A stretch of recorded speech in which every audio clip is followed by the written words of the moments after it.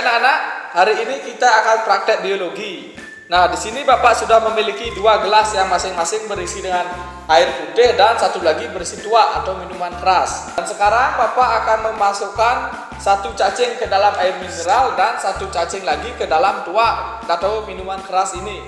Nah, di sini Bapak memiliki cacing yang pertama akan Bapak masukkan ke air mineral atau air putih ini.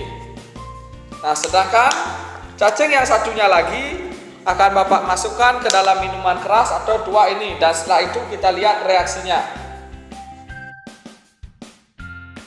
Baik anak-anak, dapat kita lihat kalau cacing yang dimasukkan ke dalam air mineral ini masih hidup dan masih sehat.